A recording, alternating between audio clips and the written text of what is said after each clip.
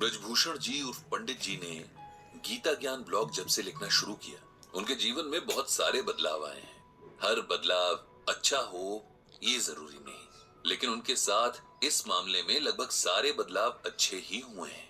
वैसे तो उन्हें बचपन से ही गीता में गहरी दिलचस्पी थी, लेकिन जब से ब्लॉग पर लिखना शुरू किया, तब से असल जिंदगी में इसके प्रयोग को लेकर उन्हें बहुत कुछ सीखने को मिला है, जो कि आप और हम कुकू एफएम पर यहाँ सुन रहे हैं। लेकिन जैसे एक सर्जन जब बीमार होता है, तब अपना ऑपरेशन खुद नहीं कर पाता, नाई अपने बाल खुद नहीं काट पाता, और इससे भी सटीक एक और कहावत कि घर की मुर्गी दाल बराबर होती है, लगभग यही हाल पंडित जी के घर का है। उनकी पत्नी के अलावा उनके घर में 2 बेटे हैं जो अच्छे खासे पढ़े लिखे, समझदार और अच्छी नौकरियों पर हैं। लेकिन जब बात पिता के अनुभव सुनने और उनकी सलाह मानने पर आती है, तब इन्हीं बेटों को अपने पिता की सोच पुराने जमाने की लगने लगती है। एक समय ऐसा आया जब पंडित जी को लगने लगा कि उनके बच्चों को न सिर्फ गीता के ज्ञान जानने, बल्कि अपनी जिंदगी में उतारने की भी सख्त जरूरत है। बात साल 2020 की है, वही साल जब कोरोना महामारी ने पूरी दुनिया को अपने घातक पंजों में जकड़ लिया। पूरी दुनिया इसके डंक से कराह रही थी, क्या अमीर क्या गरीब, हर देश हर व्यक्ति इसके खौफ तले जी रहा था। ऐसा भयानक मंजर शायद हर किसी ने पहली बार देखा था। जो बीमार थे उन्हें बीमारी ने तबाह किया, जो बीमारी से बच भी गए उनके रोजगार खतरे में आ गए। लोगों को घरों में सिमट कर काम करना पड़ा और लगभग हर इंसान का मानसिक स्वास्थ्य किसी न किसी हद तक प्रभावित हुआ। यही हाल शास्त्री जी के घर का भी था। उनकी पत्नी हर वक्त परेशान रहती कि कहीं उनके परिवार में किसी को बीमारी ना हो जाए। बेचारी हमेशा एक खौफ के साए में रहती। पंडित जी के लाख समझाने पर भी उनका डर न खत्म होता न कहीं जाता। हर वक्त अपने दोनों बच्चों की चिंता में रहती, जो दूर दूसरे शहरों में लॉकडाउन के कारण फंसे हुए थे। किसी तरह कोशिश करके पंडित जी का छोटा बेटा अभिनव अपने शहर वापस आ गया। उसके ऑफिस ने घर से काम करने की सुविधा दे रखी थी। इस बात से पंडित जी की पत्नी को थोड़ा सुकून तो मिला कि चलो कम से कम एक बेटा तो आंखों के सामने है। उसके आराम, उसके खान पान का पूरा जिम्मा उसकी माँ ने ऐसे उठाया मानो बेटा ना हो, कोई वीआईपी घर पे ठहरा हो। इधर पंडित जी का इनबॉक्स लोगों के सवालों, दर्द भरी कहानियों से भरा रहने लगा। कोई किसी अपने के चले जाने के गम में खुद को और अपने परिवार को संभालने की सलाह मांगता, तो कोई दिमाग की शांति के उपाय तलाशता हुआ उनके इनबॉक्स में दस्तक देता। कुल मिलाकर हर तरफ बस एक अजीब उदासी का माहौल था। पंडित जी ने नोट किया कि उनका बेटा अभिनव थोड़ा बदला सा लग रहा है। माँ के लाड़ का जवाब कभी झल्लाकर तो कभी चिड़चिड़े स्वर में देता। पंडित जी पत्नी को समझाते कि बेटा बड़ा हो गया है, उससे 5 साल के बच्चे की तरह व्यवहार मत करो। लेकिन माँ का मन कहाँ मानता है। सारा सारा दिन बेटा अपने कमरे में बंद रहता। दिन भर उसके कमरे से कभी किसी मीटिंग तो कभी किसी मीटिंग की आवाज आती रहती। खाना तक खाने वो बाहर नहीं निकलता।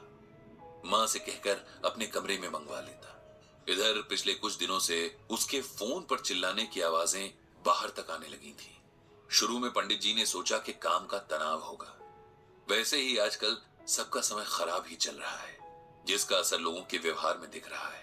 लेकिन हर बीतते दिन के साथ उनके बेटे का व्यवहार और ज्यादा चिड़चिड़ा होने लगा। गुस्सा जैसे हर वक्त उसकी नाक पर रहता और कुछ पूछो तो वो चिल्लाने लगता। पंडित जी ने कई बार बेटे से बात करने की, उसे समझाने की कोशिश की, लेकिन वो भी बेकार हो गई। एक दिन तो हद ही हो गई, जब पहले तो बेटे के कमरे से फोन पर चिल्लाने की और फिर कमरे की चीजें पटकने की आवाजें आने लगी। पंडित जी और उनकी पत्नी ने दरवाजा खटखटाया, लेकिन बेटे ने उन्हें चिल्लाकर उसके मामलों से दूर रहने को कहा। बेचारे करते भी तो क्या। बड़े बेटे से फोन पर यह परेशानी बांटी तो उसने भी यही कहा कि आजकल हर कोई परेशान है, नौकरियां खतरे में है, खुद को सबसे बेहतर साबित करने का ऐसा दबाव है कि लोग इसे संभाल नहीं पा रहे। उसे थोड़ा समय दीजिए, वो खुद ही ठीक हो जाएगा। एक रात जब पंडित जी पानी पीने किचन तक आए तो उन्होंने अभिनव के कमरे की लाइट जली देखी। यूं ही झांक कर देखा तो उनका लाडला बेटा घुटनों में सर दिए रो रहा है। उनसे बर्दाश्त नहीं हुआ और वो तुरंत अंदर चले गए। बेटे के सर पर हाथ फेरकर पूछा, कि क्या हुआ, वो ठीक तो है। अपने पिता के प्यार से छूने से अभिनव को जाने क्या महसूस हुआ। वो फफक फफक कर रो पड़ा। पंडित जी ने उसे सीने से लगा लिया। बेटे का ये हाल देखकर उनका कलेजा मुंह को आ गया। थोड़ी देर में सामान्य होकर अभिनव बोला, मेरे गुस्से ने सब खराब कर दिया पापा। पता नहीं मुझे क्या हो गया है। जब भी मेरे नीचे काम करने वालों से छोटी सी गलती हो जाती है, मुझसे बर्दाश्त नहीं होता। मुझे गुस्से के मारे होश ही नहीं रहता और मैं भूल जाता हूं कि हम सब इंसान हैं। सब बुरे दौर से गुजर रहे हैं। ऐसे में अगर किसी ने जाने अनजाने गलतियां कर भी दी तो उसे नजरअंदाज कर देना चाहिए। आप ही बताओ पापा, मैं क्या करूं? पंडित जी ने बड़े प्यार से अपने बेटे के सर पर हाथ फेरते हुए कहा, अगर तुम सुनना और मानना चाहो तो मैं तुम्हें वो बताता हूं जो भगवान श्री कृष्ण ने अर्जुन से कहा था, और जिसे मानने भर से तुम्हारी ये समस्या अपने आप दूर हो जाएगी। तो सुनोगे? जी पापा, आप बताओ। मैं पूरी कोशिश करूंगा कि आपकी हर बात को समझूं और उसे अमल में लाऊं, अभिनव ने कहा। तब पंडित जी ने श्रीमद् भागवत गीता का ये श्लोक अभिनव को सुनाया। क्रोधात् भवति सम्मोहः, सम्मोहात् स्मृति विभ्रमः, स्मृति भ्रंशात् बुद्धिनाशो, बुद्धिनाशात् प्रणश्यति। ये गीता के दूसरे अध्याय का 63वां श्लोक है, जिसका अर्थ है क्रोध से मनुष्य की मति यानी बुद्धि मारी जाती है। मतलब वो मूढ़ हो जाती है, धीमी हो जाती है। इससे याददाश्त नष्ट हो जाती है। याददाश्त नष्ट हो जाने से मनुष्य की बुद्धि नष्ट हो जाती है, और बुद्धि का नाश हो जाने पर मनुष्य खुद अपना ही नाश कर बैठता है।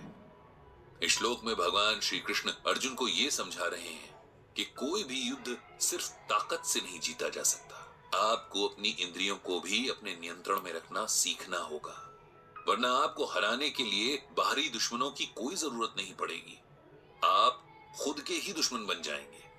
क्रोध यानी गुस्सा इंसान का ऐसा ही एक दुश्मन है, क्योंकि गुस्सा आते ही हम सबसे पहले अच्छे बुरे का विवेक खो देते हैं। सामने कौन है उसके सम्मान की परवाह किए बिना बातें बोलने लग जाते हैं, या कोई ऐसा कदम उठा लेते हैं जिससे हमें पछतावे के सिवाय कुछ और नहीं मिलता।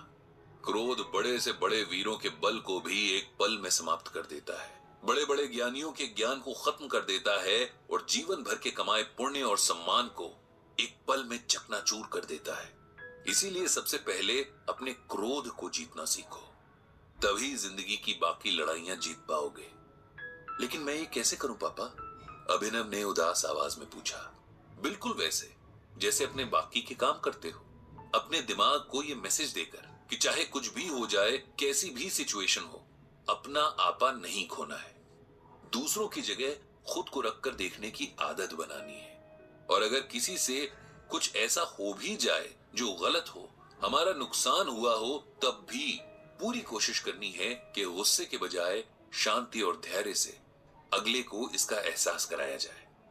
पिता की प्यार भरी छुअन और गीता ज्ञान की ठंडी फुहार से अभिनव का मन एकदम शांत हो गया था। वो जानता था कि एक दिन में खुद को नहीं बदल पाएगा, लेकिन गीता के श्लोक और उसके अर्थ के अनुसार अगर हर दिन जीने की कोशिश करे तो शायद एक दिन खुद को पूरी तरह बदलने और एक बेहतर इंसान बनने में कामयाब हो जाएगा। बदले नजरिए की पहली शुरुआत में अभिनव ने अपनी मां से माफी मांगी, जिसका दिल उसने जाने कितनी बार दुखाया था, और मां से अपने मन को पूरी तरह कंट्रोल करने का प्रॉमिस किया ताकि वो किसी और का दिल ना दुखाए। पंडित जी ने एक बार फिर भगवान श्री कृष्ण और श्रीमद् भागवत गीता को मन ही मन प्रणाम किया, और हर बार उन्हें सही राह दिखाने का आभार जताया।